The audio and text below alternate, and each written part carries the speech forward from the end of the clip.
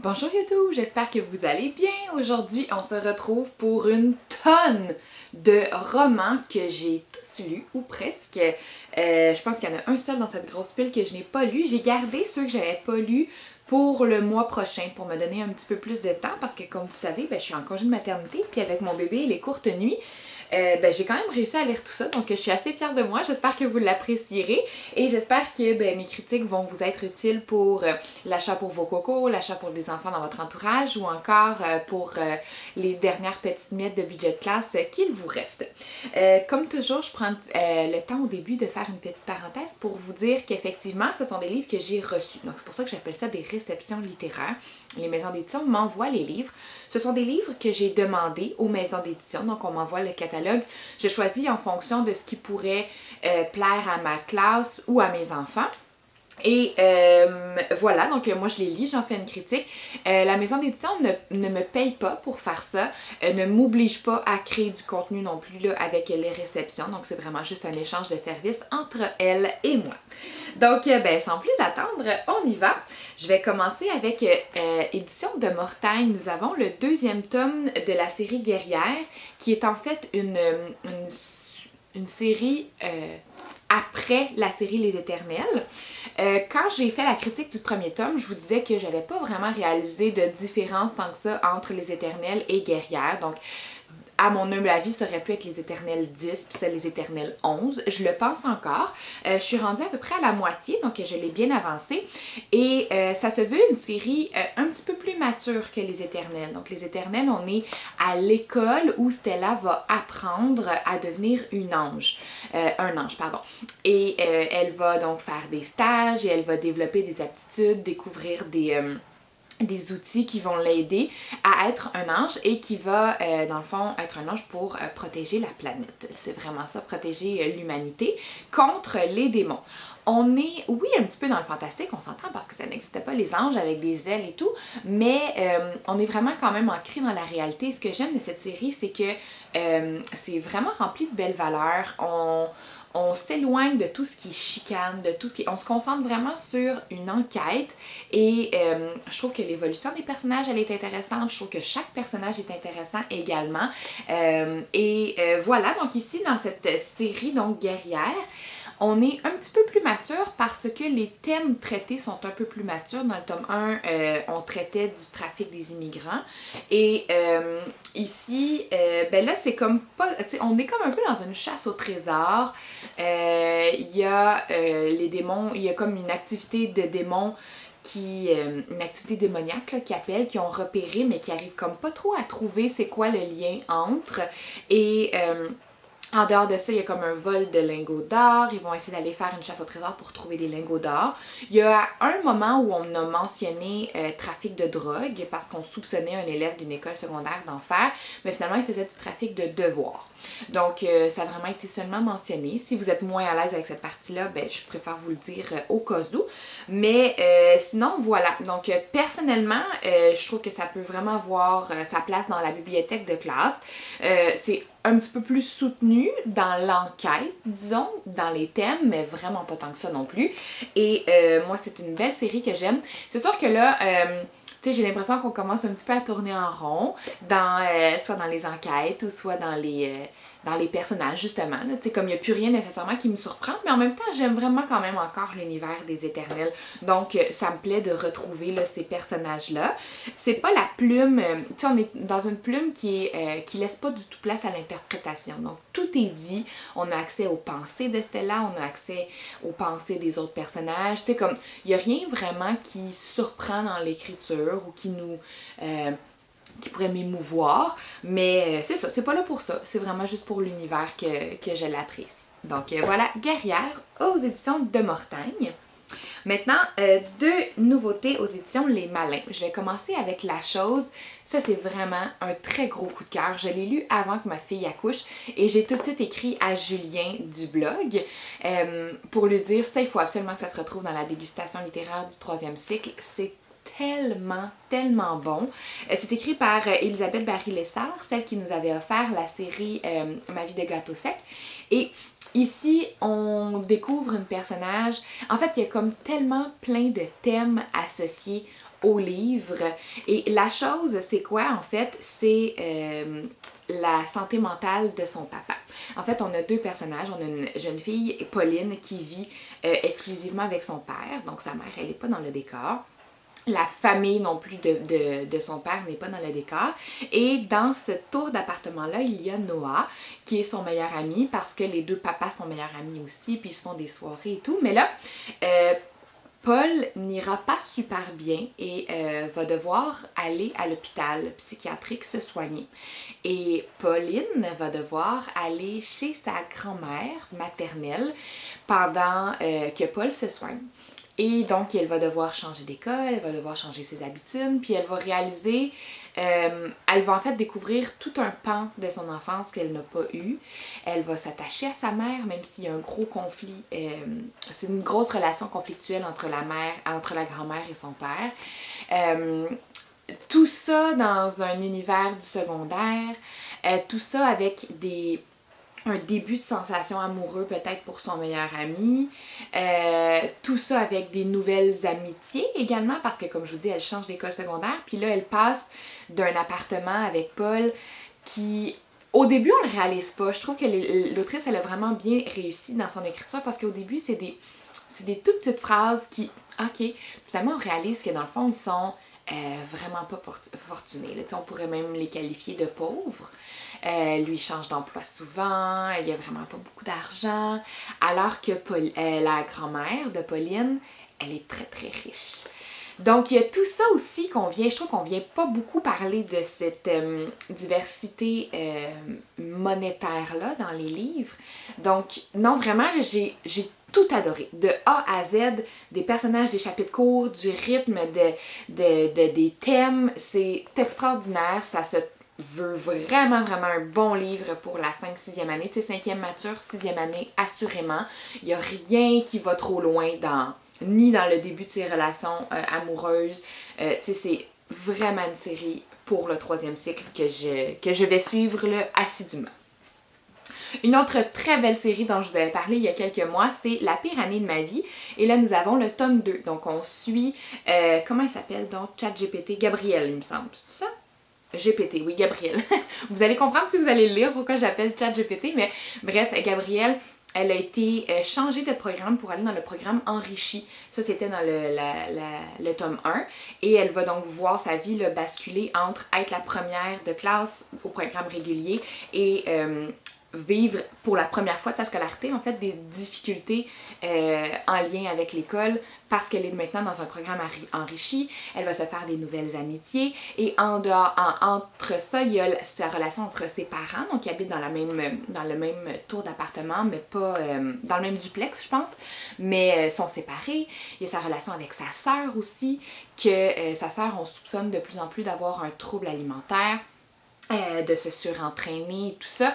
Donc ça, c'était tout le tome 1. Et dans le tome 2, dans le fond, c'est vraiment la suite. Là. On pourrait être le lendemain du tome 1, en fait.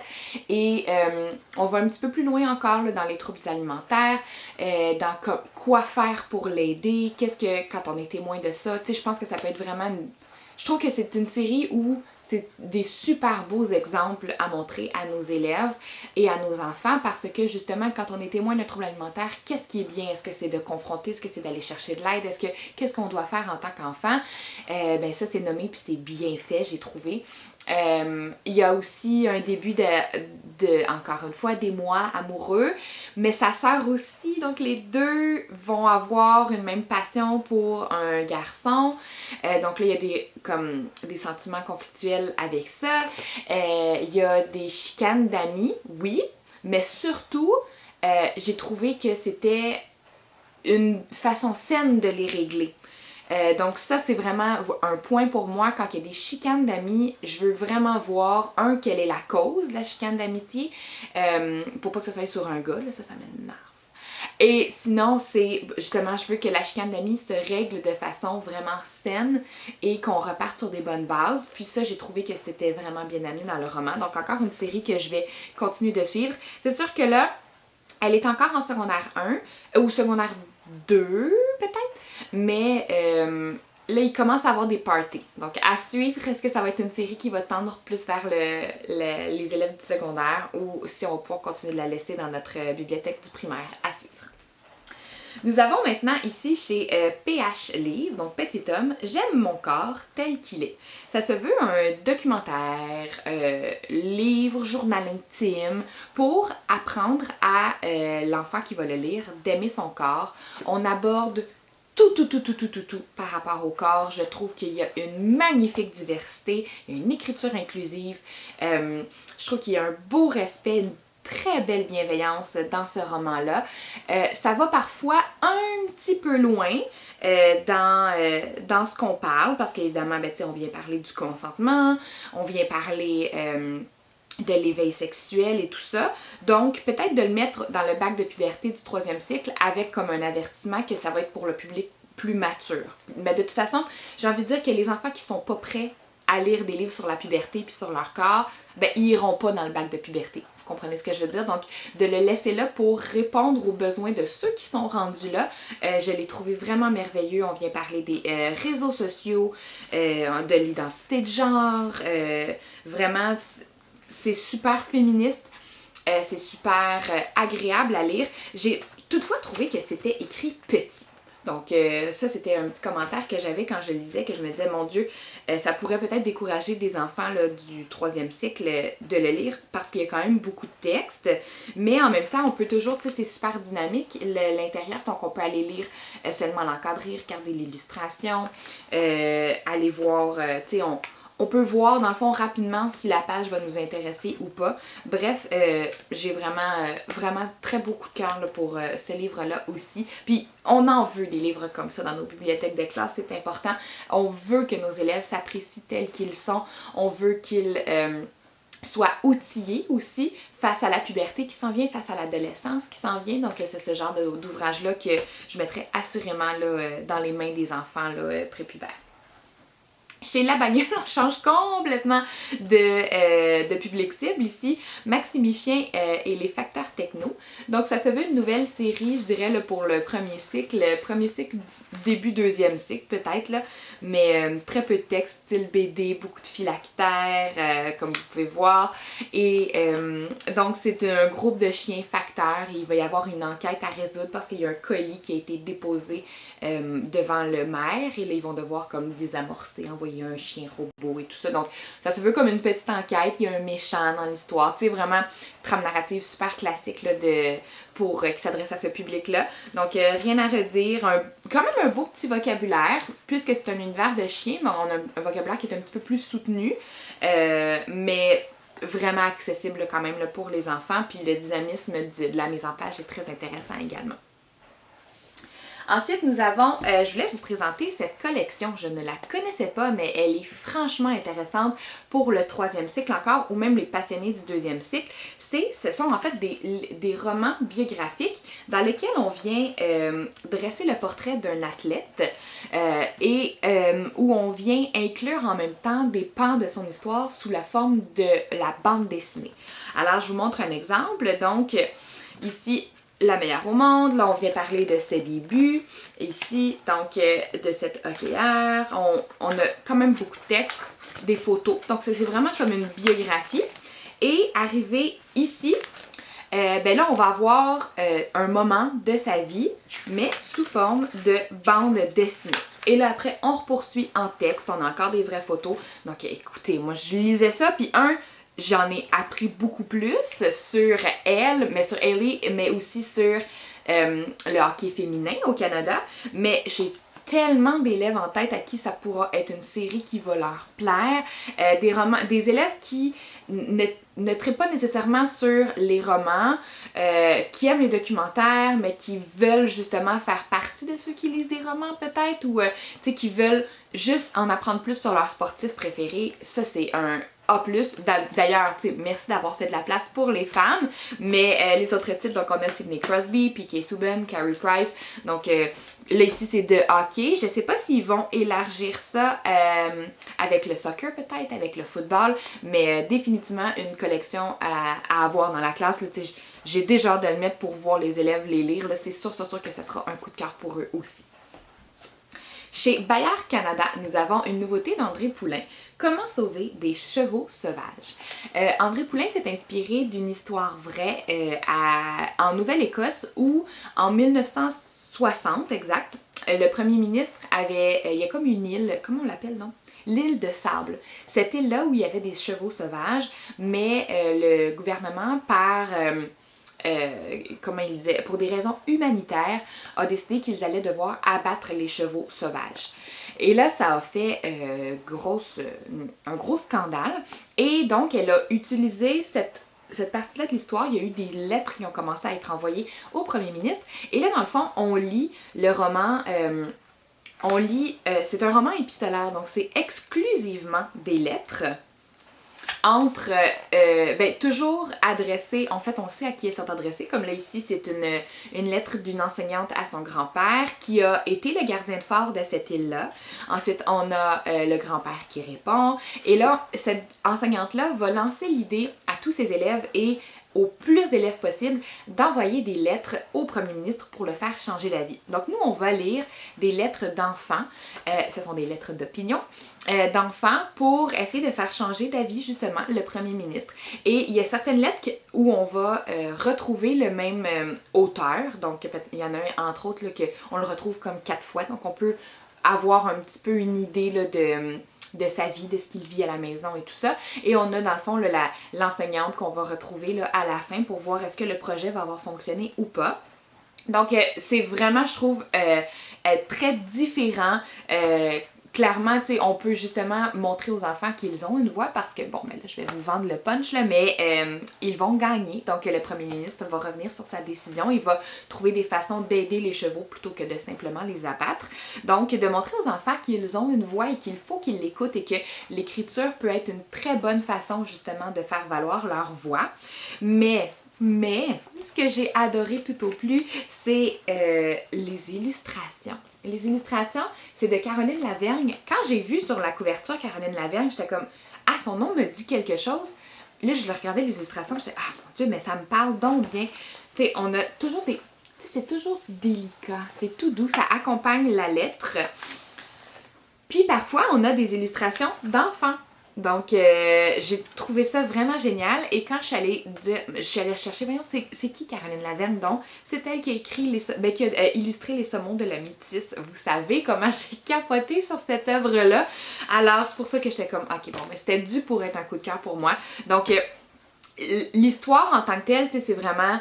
c'est ça, je trouve que c'est différent, puis ça fait du bien d'avoir un petit peu là, de cette différence-là là, dans nos classes. Je me verrais très bien l'utiliser de façon pédagogique là, avec mes élèves au 3e cycle, surtout qu'on travaille beaucoup là, la lettre d'opinion. Chez La Courte Échelle, nous avons oui, non, peut-être. Donc, oui, non, peut-être, ce sont deux amis qui, en fond, c'est Anne et Bertrand, des amis d'enfance, et Bertrand va changer un petit peu. Et là, Anne, elle va se questionner, elle va le questionner jusqu'à ce qu'elle découvre que Bertrand commence à avoir des sentiments amoureux envers quelqu'un. Et là, elle va essayer de découvrir c'est envers qui, puis elle va...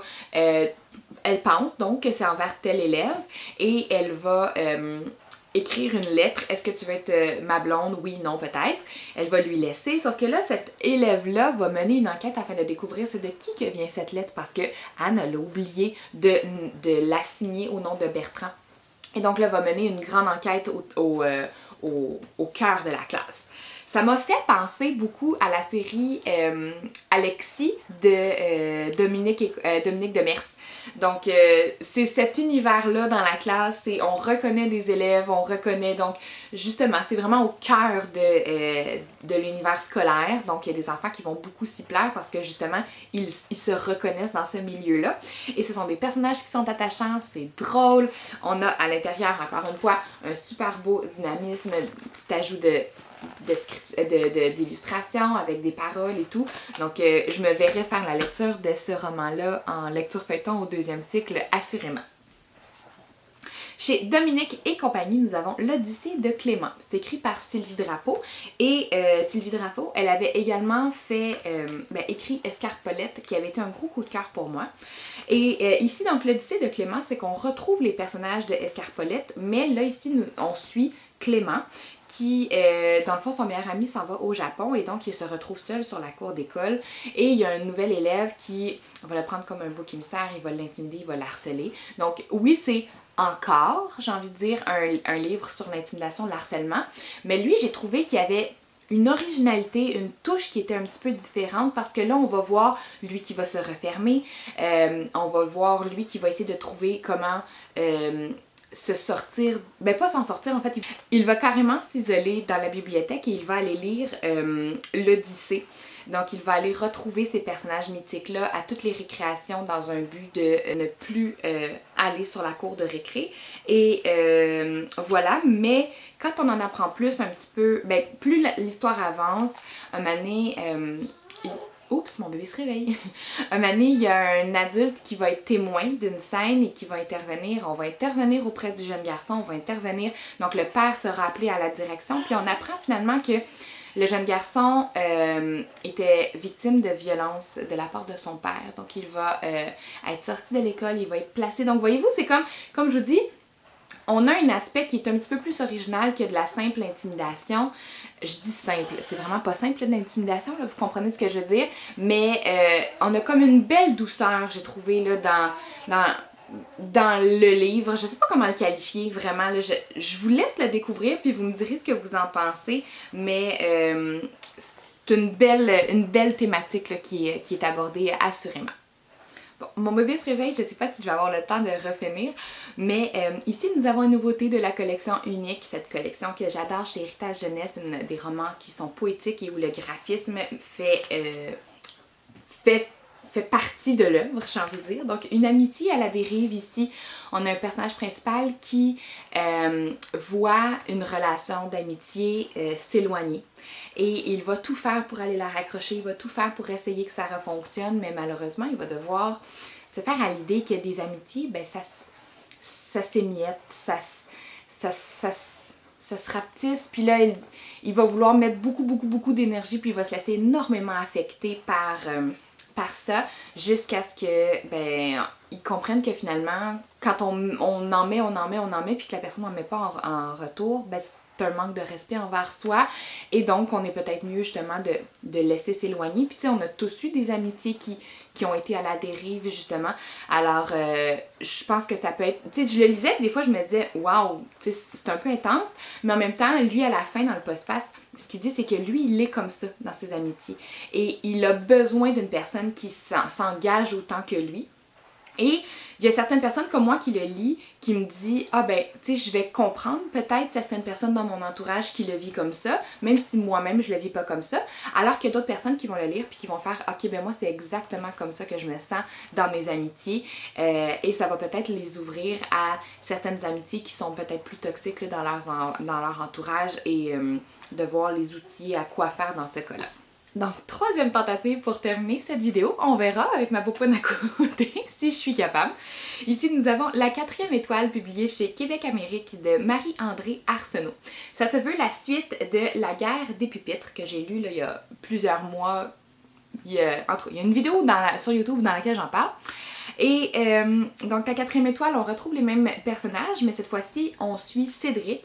Et Cédric, il me fait bien rire dans toute son impulsivité, dans toute sa gestion des émotions. Donc j'ai reconnu beaucoup d'élèves en lui. Et dans le fond, ici, on a question d'une ruelle et des enfants de la ruelle qui vont se faire un match pendant le temps des fêtes. Et on apprend que l'immeuble dans lequel Émilien, je pense? Elliot, pardon. Dans lequel Elliot habite va être pris et qu'il va devoir déménager. Donc là, la bande d'amis vont non seulement se pratiquer pour le hockey, mais vont également tenter de trouver une solution auprès du nouveau propriétaire pour ne pas qu'ils expulsent la famille d'Elliot. Donc on aborde en même temps une thématique qui va peut-être résonner là, chez les enfants montréalais ici. Donc c'est mignon, c'est un environnement scolaire, encore une fois, le parfait là, pour le 2e cycle. Il en reste plus que 2. Ici, nous avons Nous, les humains. Donc, c'est chez La Joie de lire. Le livre-objet en tant que tel, avec une couverture rigide, il est magnifique. Et Nous, les humains, c'est très simple. C'est tout ce qui nous rassemble, les humains. Donc, tout ce qu'on vit qui est semblable l'un à l'autre. Je vous donne des exemples. Parfois, nous n'avons pas besoin de mots. Nous pouvons sentir l'odeur de la neige dans l'air. Nous comprenons les regards et reconnaissons les pas de maman dans la maison. Nous aimons la musique et nous volons. Nous chantons et nous volons, pardon. Nous pouvons apprendre toutes sortes de choses. Donc, ça se veut une ode, oui, à la diversité, parce qu'il y a énormément de diversité de personnages. C'est magnifique là, dans les illustrations. Mais c'est ça. Donc, comme vous pouvez voir là ici, c'est super beau. C'est toujours très très simple. Mais c'est une ode à la diversité, oui. Mais c'est surtout une ode à l'unicité. Qu'est-ce qui nous unit, nous, dans l'humanité? Même si on est tous différents, il y a quand même quelque chose qui nous unit. Donc, je trouve que ça pourrait être un beau livre à lire en début d'année scolaire, faire un projet aussi de, tu sais, nous, la classe 503. Qu'est-ce que ça pourrait être? Donc, voilà pour mes idées. Et finalement, le dernier que je n'ai pas lu, le seul parmi toute cette pile, c'est parce qu'en fait, je vous disais en début de vidéo que normalement, c'est moi qui demande les livres. Celui-là, il y a eu comme une petite erreur là, dans les envois. Je ne devais pas le recevoir parce que je savais que j'allais pas avoir le temps de le lire. C'est vraiment une bonne grosse brique. Mais, donc, je l'ai reçu quand même. Puis, il fallait que je vous le présente de par la couverture. Donc, je vous avais parlé de Whisperic il y a un an, peut-être un petit peu plus même, j'avais une élève qui avait tripé sur cette série-là et on le lisait en même temps, elle et moi, c'était vraiment le fun pour ça, ça nous a fait un super de beau lien. Je m'étais rendue jusqu'à la moitié puis j'avais accroché, ce qui est plutôt rare pour me faire accrocher là, un roman fantastique. C'est un univers qui est complètement différent. Comment ça s'appelle? Le Dédalium. C'est vraiment comme purement fantastique, mais c'était vraiment bon. Je me rappelle que j'avais vraiment aimé ça. C'était un petit peu difficile à suivre, par exemple, pour quelqu'un comme moi qui n'est pas du tout habitué au fantastique. Mais bref, là, j'ai aucune idée comment le tome 1 se termine. C'est pour ça aussi que je n'avais pas demandé le tome 2. Mais là, je vous le dis, là, moi, je suis superficielle à ce point. Quand je vois une couverture comme ça, ben j'ai juste envie de le lire. Ce qui fait que là, j'ai peut-être envie d'aller terminer le 1 parce que je l'ai ramené là, de ma bibliothèque de classe comme il m'appartenait. Donc j'ai peut-être envie de terminer le 1 pour m'attaquer au tome 2 parce qu'en plus, ben là depuis quelques mois, je lis de plus en plus du fantastique pour adultes. Donc là, peut-être que mon œil va s'être habitué, mon cerveau va être plus capable de suivre là, ce genre d'univers-là. Mais vraiment, je trouve qu'en tant que livre-objet, c'est magnifique. C'est épais. Les pages sont épaisses, on ne voit pas au travers. Je vais vous montrer un début de chapitre. À chaque fois ici, on a comme une page là. Tu sais, c'est juste comme beau. Donc, je suis peut-être vraiment superficielle, mais c'est le genre de livre qui attire vraiment mon attention. Et, tu sais, c'est ça, la couverture, là, j'arrête pas de vous la montrer, là, mais si vous prenez le temps de l'analyser, avouez qu'on a vraiment envie de savoir c'est qui les personnages puis qu'est-ce qui se passe là, dans l'histoire. Personnellement, moi, ma curiosité, elle est piquée. C'est quand même des bonnes briques, mais en même temps, je trouve que de plus en plus, les romans sont scindés. Tu sais, je pense à La pire année de ma vie, qui le tome 2 se passe le lendemain du tome 1. Là. Mais, tu sais, dans le fond, ça aurait très bien pu être un gros roman, mais la maison d'édition a fait le choix de la séparer en deux. Ça ici, je trouve que on a des lecteurs qui sont des lecteurs avancés dans nos classes qu'il faut qu'on alimente beaucoup. Ben ce genre de roman-là, c'est parfait pour eux. On pense beaucoup aux élèves en difficulté puis on veut beaucoup leur offrir du contenu, ce qui est merveilleux pour eux. Mais n'oublions pas, nos élèves pour qui la lecture est une passion, pour qui c'est facile et qui en mangent, ben offrons-leur des belles séries comme celle-ci publiée chez Ozu. Yes! Merci! Tu m'as permis de terminer la vidéo, ma poupouine! Alors, on se retrouve la semaine prochaine. Là, on sera dans les réceptions du mois de mai. J'ai reçu des beaux albums, des beaux documentaires et encore une belle pile de cartons que je vais pouvoir vous présenter. Puis, les romans, souvent ce sont des tomes 2, mais sinon ce sont des romans que je n'ai simplement pas eu le temps de lire encore. Ben, je vous les présenterai le mois prochain. Donc, au plaisir de voir vos commentaires pour savoir qu'est-ce qui a piqué votre curiosité. Bonne fin de journée!